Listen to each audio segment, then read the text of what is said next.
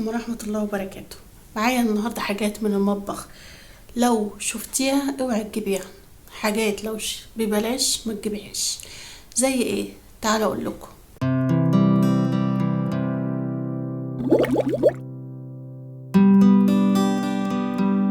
اول حاجة معايا بالفيديو النهاردة المساكة السيليكون. دي بتبقى عبارة عن قطعتين بالشكل ده، وهنا مضلعة كده وهنا مضلعة. تحط فيها ايدك كده تدي شكل البطية، شكلها حلو. بس هل هي عملية ولا مش عملية؟ هقولك هي مش عملية. ليه؟ دي النوع ده كده مش عملي. النوع ده لما تيجي تمسكي بيه حاجة سخنة بتسيح في الحلة او في الطبق اللي انتي ماسكة بيه الحاجة ديت. فالنوع ده وحش جدا جدا جدا.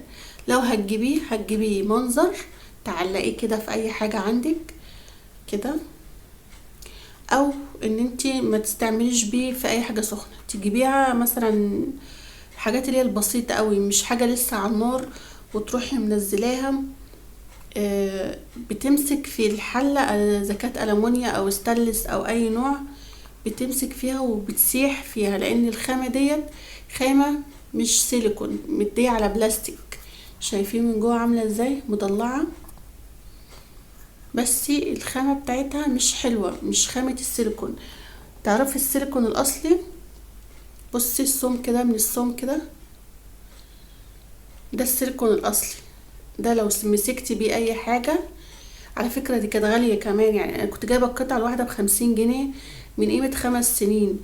فمن يعني من 5 سنين دي القطعة بس كانت ب50 جنيه، يعني القطعتين كنت جايباهم ب100 جنيه.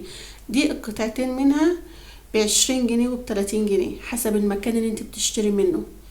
فشايفين الفرق؟ انا دي دلوقتي مش عارفة بكام، بجد ما اعرفش بكام، لان انا مش يعني ما صادفتش شفتها قدامي، ما صادفتش قابلتهم في محل اللي هي الخامة السيليكون الأصلية اللي هي ديت. ما شفتهاش قبل كده خالص، انما دي شفتها كتير قوي قوي ومنتشرة جدا جدا جدا. وكمان الناس يعني ايه بتفتكرها سيليكون ورخيصة، يا فيروحوا شارينها وجميلة وهتعيش معانا وكده. بس هي فعلا مش هتعيش معاكي، وهتطلع في الحلل او اي حاجة بتمسكي فيها هتطلع فيها مش هتبقى حلوة خالص ولا عملية. يعني دي لو ببلاش ما تجيبهاش. هتجيبيها ليه؟ هتجيبيها منظر تعلقيها، ماشي. عايزة تجيبيها منظر علقيها هاتيها. انما حاجة عملية معاكي تجيبي الخامة التقيلة اللي محملة الغالية، هي دي اللي هتلاقيها سيليكون ومش هتتلسع معاكي في اي حلة في اي حاجة، مش هتتلسع معاكي خالص.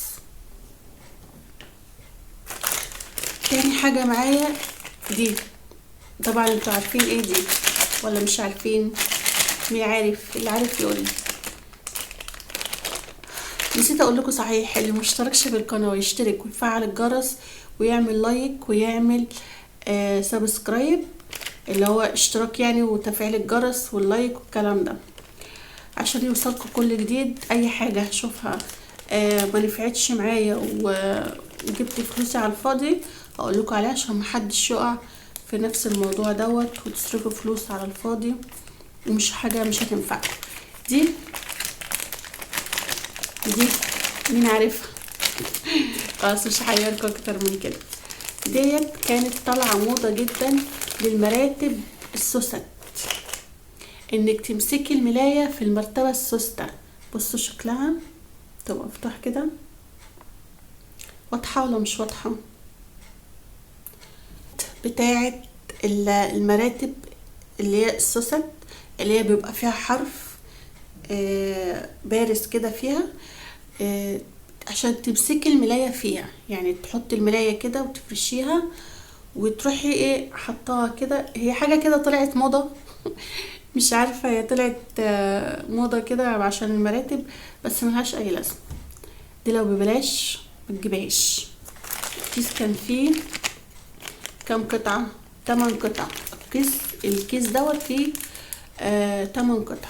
ال8 قطع ما حاولنا نفتحهم عشان نعمل فيهم. بصوا كده كده ما بتتفتحش. يعني المفروض ان هي تبقى خامة طرية عشان تاخد وتدي معاكي لما تفتحيها وتروحي قافله ايه على حرف الملاية تمسك في المرتبة.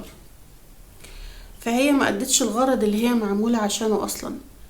فدي لو ببلاش ما تجيبهاش، هتجيبيها ليه؟ هتجيبيها وتركنيها زي ما انا جبتها كده، جبتها وركنتها وما عملتش بيها حاجه.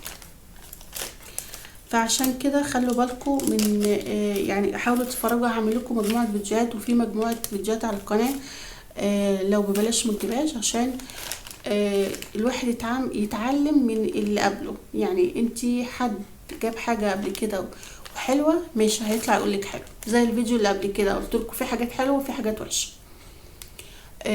هحط لكم علامة الاي فيها، وفي الوصف هتلاقوا برضو نفس الفيديو، ادخلوا شوفوه. هتلاقوا في حاجات ليها لازمة قلتها وفي حاجات ملاش لازمة. لو وصلت معايا لحد هنا ما تنسيش تعملي اللايك والاشتراك، تمام؟ هيوصلك كل فيديو بعمله وهتتفرجي عليه وهتستفيدي منه بإذن الله وهيعجبك. زي في فيديو قبل كده اتكلمت عن الكنكة اللي هي تجيبيها وش واسع، دي وش واسع ماشي، وفي نوع تاني كان وش ضيق. المرة دي بقى جاي اقولك انك تجيبي الكنكة اللي ايديها نفس خامة الكنكة نفسها.